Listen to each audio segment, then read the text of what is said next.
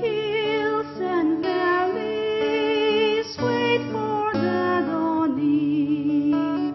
Our lilies washed and I now call upon the second testimony, Mr. Visashir Kevichasa. Ladies and gentlemen, I'm here today to share my personal journey with the idea and the practice of forgiveness.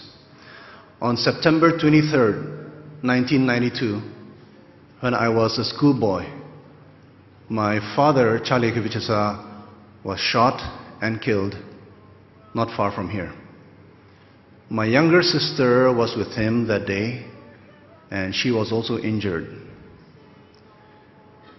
At his funeral,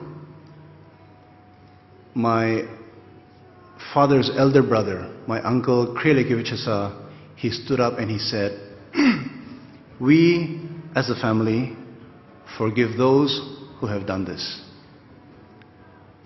On June 4th, 1996, less than 4 years since the time my father was killed, my uncle Tubu Kevichasa was also shot dead. This time in his home, in the middle of the night, in front of his young daughter, his young son, and his wife, who was pregnant with their third child.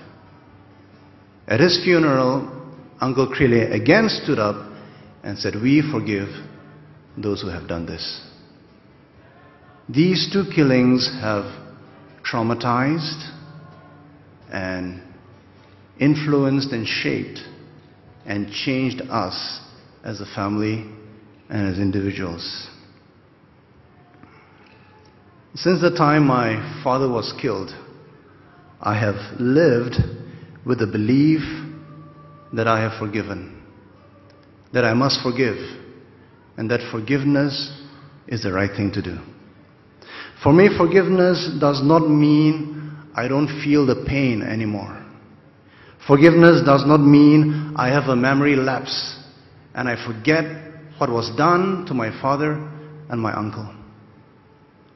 For me to forgive means I embrace the pain and even the anger, but I refuse to partner with hate, with a longing for vengeance and the desire to see the perpetrators suffer. For me, forgiveness looks like never bringing up the same issue in the future to accuse or demand revenge. When I was asked to speak today, I had to again ask myself, why do I forgive? First, I have learned that to live with unforgiveness is to choose to live in a prison, even though I have the key to my freedom.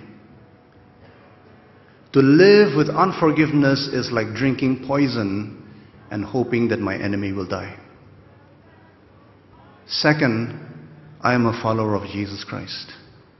And I am absolutely convinced that to follow Christ is to follow the way of Christ. And the way of Christ is always the way of forgiveness. If I refuse to forgive, how can I claim to be a follower of the one who with his dying breath prayed for the forgiveness of those who nailed him to the cross? And third, I forgive because I believe that without forgiveness, we cannot move forward.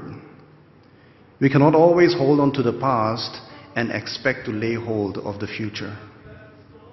We can and must remember the past, but we cannot and must not remain there. If our memories of the past are greater than our dreams for the future, we are already dying. And so I pray God's wisdom upon us as we navigate our way through our politics and our perspectives, our prejudices and our personal pain, to arrive at a place where we can move forward as forgiven and forgiving people. Amen.